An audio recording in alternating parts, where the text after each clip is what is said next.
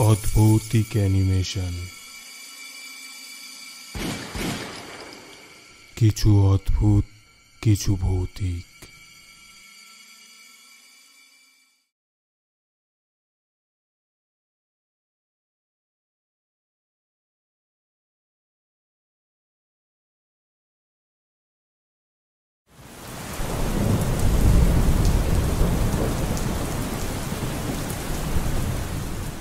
সেদিন আমি এবং আমার বড়দা অপারেশন রুমের বাইরে বসেছিলাম। অপারেশন রুমের ভেতরে বেডে শুয়েছিলেন আমার বৌদি। তিনি প্রেগনেন্ট ছিলেন এবং সেদিনই ছিল তার ডেলিভারির ডেট।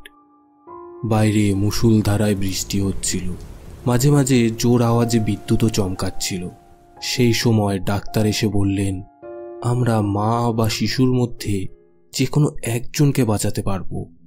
এ কথা শুনে আমাদের দুজনের চোখে জল চলে এলো। হে ভগবান, তোমার নীতি এমন কেন? একজন মা আর তার সন্তানের মধ্যে কাকে কিভাবে নির্বাচন করব আমরা? আমার মন খুবই অস্থির হয়ে পড়েছিল। তখনই বাইরে দাঁড়িয়ে থাকা এক ব্যক্তি আমাকে ডেকে বললেন, ভাই, কোনো খারাপ খবর কি? অনেকক্ষণ ধরে দেখছি তোমরা দুজন খুব চিন্তিত। আমার মন তখন ভগবান ছাড়া অন্য কাউকে শোনা বা দেখতে চাইছিল না, কিন্তু জানি না কিসের টানে আমি তাকে আমার বৌদি ও তার শিশুর সমস্যার কথা বললাম। তিনি আমাকে সান্ত্বনা দিয়ে বললেন, ভাই, ওপরওয়ালা কষ্ট দেন, তবে কষ্ট দূরও করেন। আমার মামা একজন তান্ত্রিক, তিনি নানান লোকের নানান সমস্যার সমাধান করেন। তুমি একবার তার সঙ্গে কথা বলে দেখতে পারো। ডুবন্ত মানুষ খড়কুটো ধরে। আমি সঙ্গে সঙ্গে নম্বর নিলাম এবং পাগলা বাবাকে ফোন করলাম। মাত্র 2 মিনিটের কথোপকথনে তিনি বললেন, তোমার বৌদির ওপরে কিছু তন্ত্রমন্ত্র করা হয়েছে। দ্রুত একটা পয়সা নিয়ে তার মাথা থেকে পা পর্যন্ত 3 বার ঘোরাও এবং সেটা কোনো কুয়ায় ফেলে দিও। এই কাজ যত দ্রুত সম্ভব করতে পারো করে ফেলো, আমাদের হাতে আর বেশি সময় নেই। আমি নিজে এসব ব্যাপারে একদম বিশ্বাস করতাম না, কিন্তু আমার একমাত্র দাদার মুখ দেখে বুক কেঁপে উঠছিল আমার। দ্রুত আমি অপারেশন থিয়েটারের দিকে গেলাম এবং বৌদির ওপর 3 বার পয়সাটি ঘুরিয়ে দিলাম।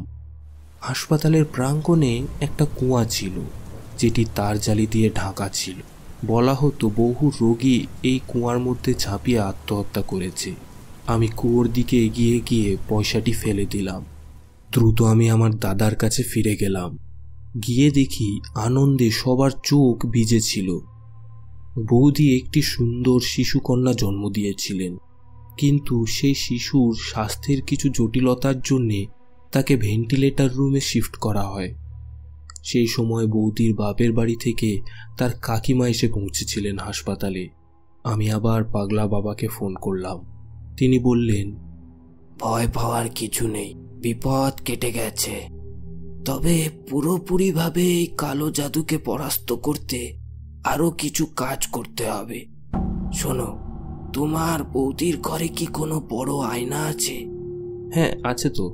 সেই আয়না কোথা থেকে কেনা জানো তুমি? না, সেটা তো কেনা নয়, সেটা তো বৌদি তার বাপের বাড়ি থেকে এনেছিল। আচ্ছা শোনো, তুমি তাড়াতাড়ি বাড়ি যাও এবং সেই আয়নাটা তোমার বৌদির কোনো একটা কাপড় দিয়ে ঢেকে দাও। তার 10 মিনিট পর আমাকে ফোন করো আবার। আমি সেই ঝড় বৃষ্টির রাতে গাড়ি নিয়ে দ্রুত বাড়ির দিকে রওনা দিলাম। বাড়ি পৌঁছে বৌদির ঘরে গিয়ে সেই আয়নাটার সামনে দাঁড়ালাম। তারপর একটি কাপড় দিয়ে সেই আয়নাটিকে ঢেকে দিলাম।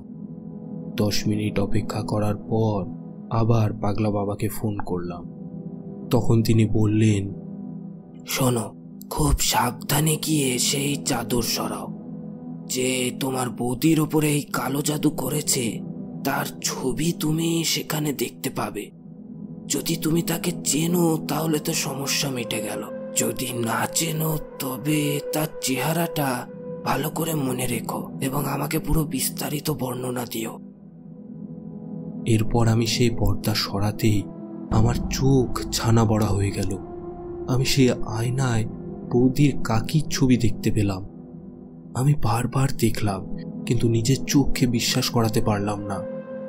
আমি আবার পাগলা বাবাকে ফোন করলাম আর সব কথা জানালাম।